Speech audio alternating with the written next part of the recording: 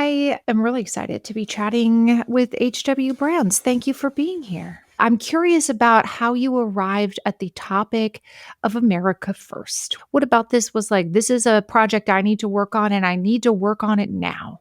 I wrote a book about Franklin Roosevelt 15 years ago, and I was certainly aware of the debate that went on in the United States over whether the United States should enter the war that broke out in Europe in 1939.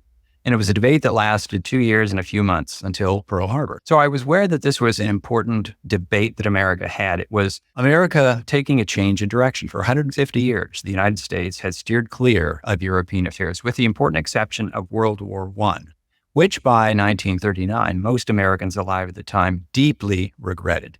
They thought it was a mistake, and they were determined not to repeat that mistake. The narrow question was, should the United States join Britain in its fight against Germany? But the broader question was, should the United States be the leader of the world?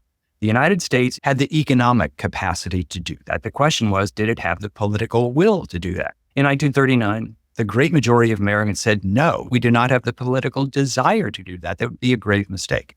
At the end of my story, after Pearl Harbor, the vast majority of Americans say, yes, we do. We must be the leader of the world. I wanted to do justice to the other side of the debate. Yeah, the subtitle of your book is about this head-to-head, Roosevelt versus Lindbergh in the shadow of war. And you certainly laid out a really interesting case for how Americans voiced their approval or disapproval for certain viewpoint on the United States' place on the world stage.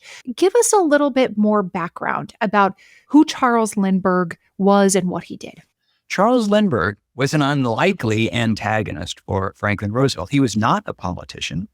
He knew of politics. His father had been a member of Congress, but Lindbergh himself avoided politics. He was known to the world public because he had flown across the Atlantic solo in 1927. Charles Lindbergh was to the 1920s what Neil Armstrong was to America in the 1960s. He firmly believed that America was best served by maintaining its distance from the affairs of Europe. When Lindbergh heard Roosevelt saying, well, at least we need to assist the countries that are fighting against Nazi Germany, Lindbergh was sufficiently famous that he could call up the major radio networks and say, I'd like to give a radio speech in response to what the president has said. And so Lindbergh became a spokesman for the anti-interventionist side.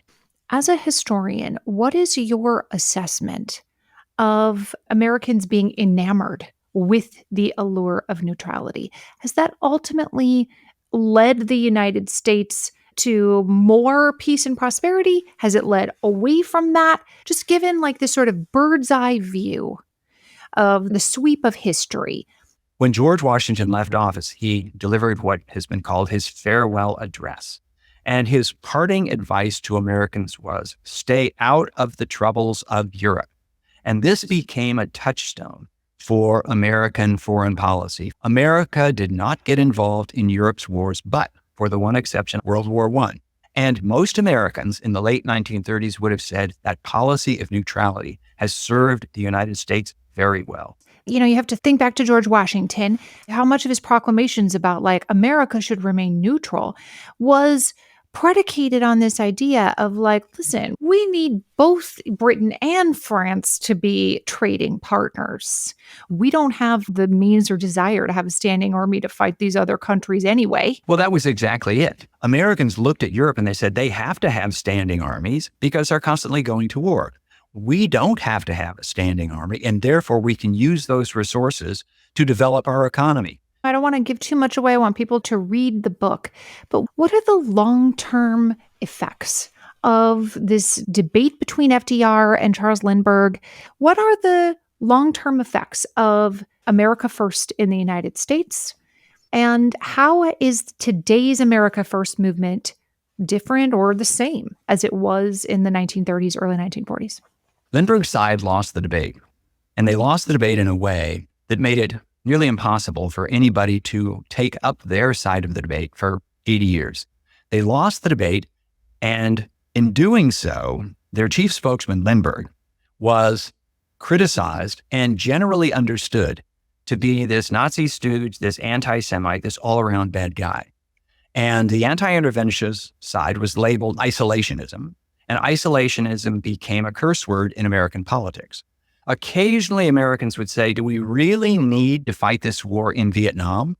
And after the war in Vietnam ended in a defeat, then Americans said, well, I don't know, maybe we don't have to be the leader of that part of the world. And when the war in Iraq turned sour, when the war in Afghanistan ended in defeat, then Americans were saying, well, if this is what leadership of the world entails, maybe we ought to dial it back a little bit. Now, somebody in the Trump campaign decided that they would adopt the America First label, so there was a real connection to that earlier time. So we have had the debate in the election of 2024, and it looks like the United States is moving in that direction. How far it will go remains to be seen, but there's a big difference between the debate in the 1930s and the debate today. The debate from 1939 to 1941 was whether the United States should become the leader of the world. Today, the debate is whether the United States should remain the leader of the world. It's the same debate, but from different perspectives.